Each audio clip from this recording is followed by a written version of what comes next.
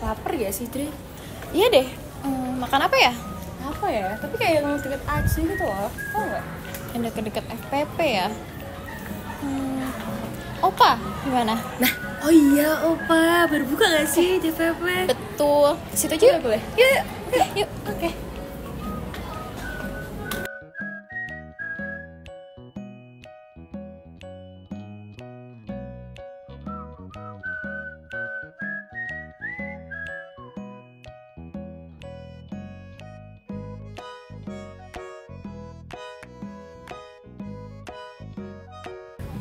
Halo guys, welcome back to podcast Ceramah part 3. Oke, mungkin sebelumnya biar yang nonton juga kenal sama Bapak, mungkin boleh perkenalan terlebih dahulu. Oke, terima kasih adik-adik. Nama Pandu, Dek. Boleh dijelaskan Pak, mungkin Bapak itu di OPA ini sebagai apa gitu? Aku alumni FPP tahun 97. Jadi aku ownernya Opa Chicken. Di jurusan peternakan. FPP dulu ada 2 jurusan, produksi sama nutrisi. Oke. Ya, Kalau Pak Pandu kalau boleh tahu tuh di jurusan apa? saya di produksi. Oh, produksi. Mungkin langsung aja Ya. ke pertanyaan yang pertama gitu. Sebenarnya alasan Pak Pandu milih F&B itu kenapa? Gitu? Karena dunia F&B itu ini ya, langsung bersentuhan dengan customer ya. Jadi kita punya bisnis yang langsung ke hilirisasi. Ya, tujuan utamanya ya menciptakan hilirisasi di dunia peternakan ini. Karena basically kuliah saya kan di dunia peternakan. Jadi saya harus bisa menciptakan bisnis yang ada di dunia peternakan ini. Ya. Bahkan yang hilirisasinya hilirisasinya gitu. Oke. Terus kan yang kita tahu nih ya kalau Pak Pandu itu merupakan tadi alumni dari FPP ya. Ya, Terus ada alasan khusus nggak sih kayak buka OPA ini di FPP, lingkungan FPP nih? oh ya, tujuannya ya untuk mengenalkan ke mahasiswa ini dunia bisnis F&B yang berbasis di peternakan, produk-produk peternakan. Jadi kita harus bisa menciptakan bisnis hilirisasi ya.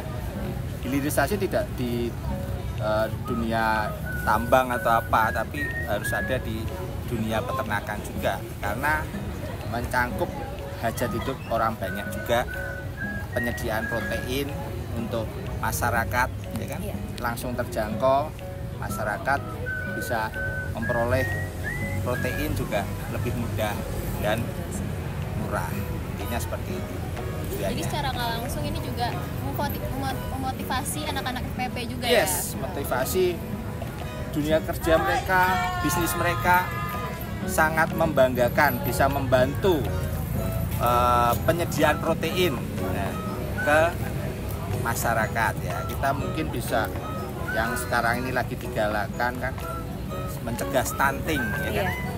Kalau kita bisa jualan produk peternakan ke masyarakat langsung ya lebih bagus lagi, lebih memperkenalkan ini loh kita punya produk protein yang bagus, murah. Kalau jadi tadi kan Bapak bilang kalau semisal protein itu ya, demi menyediakan protein yang baik buat masyarakat sekitar gitu. Kalau dari segi bisnisnya sendiri gitu, apa yang membedakan ayam OPA ini dengan ayam cepat saji lainnya? Oh jelas, kalau kita kan pertama supply chain ya. Supply chain itu wajib di dunia F&B itu kita harus tahu supply chain-nya dulu. Supply chain OPA kita bahan baku ayam dari perusahaan yang notabene sudah penghasil ayam terbesar lah di Indonesia, Charon Pokpan. Oh iya. Siapa yang nggak tahu Charon Pokpan sih? Ya, kualitasnya bagus, ya kan? Dari kualitas yang bagus itu, bagaimana kita disampaikan ke masyarakat dalam bentuk ayam siap goreng itu. Jadi tidak asal mencari bahan baku dari yang tidak jelas. Kalau sekarang kan memang bahan baku itu utama ya. Bahan baku itu utama. Kalau bahan baku kita nggak jelas, ya produk kita nggak jelas. Pembedanya itu kita harus menang dari segi bahan baku. Bahan baku, terus kita punya rasa otentik juga. Kita ada rasa agak spicy-nya, gitu kan. Itu otentiknya dari pembeda dari yang lainnya. Kemudian kalau kita boleh tahu nih, mungkin OPA itu didirikan tuh tahun berapa? Tahun 2022. 2022 berarti baru Setelah lockdown COVID, Oke. ya. Setelah lockdown COVID, kita langsung bergerak untuk ke dunia kuliner. Karena waktu COVID itu kan dunia kuliner sempat turun. ya sempat turun. Kita berusaha ya untuk mengenalkan lagi, menghidupkan lagi dunia kuliner. Ya. Terus kan kalau 2022 itu bisa dibilang new normal ya? New Nah, itu normal. ada nggak sih tantangan tersendiri ketika membangun OPA ini? Wah, sangat banyak. Kalau namanya new normal itu harus adaptasi lagi dengan kondisi perekonomian pada saat new normal, ya kan? Kondisi perekonomian, kondisi tingkat pendapatan masyarakat. Jadi kita harus benar-benar menyesuaikan juga dengan kantong masyarakat yang akan jajan, ya. Kita harus juga ramah juga di kantong juga. Tapi kan ramah di kantong bergizi, ya, itu. Apalagi ini mungkin di lingkungan mahasiswa Iya. juga ya. Ya, makanya kita juga harus atur strategi. Caranya atur strategi ya kita harus mendapatkan ini bahan baku yang berkualitas dari Caron Pokpan. Tadi kan tujuannya dari OPA berdiri sendiri untuk memotivasi mahasiswa-mahasiswa, Yeah. khususnya mahasiswa FFP maupun dari Undip gitu. Yeah.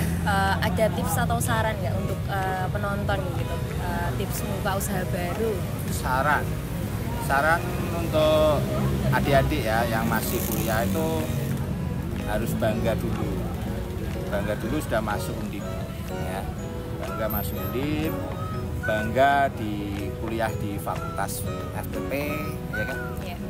Bangga menjadi bagian dari FPP, ya kan? Setelah bangga ya asahlah soft skill kalian, ya kan? Soft skill kan macam-macam, nggak kuliah aja, masuk kuliah pulang, tapi ikutilah ya kegiatan-kegiatan di luar kuliah, ya. Harus asah juga kreativitas, out of the box, ya kan? Jangan mudah putus asa, intinya seperti itu.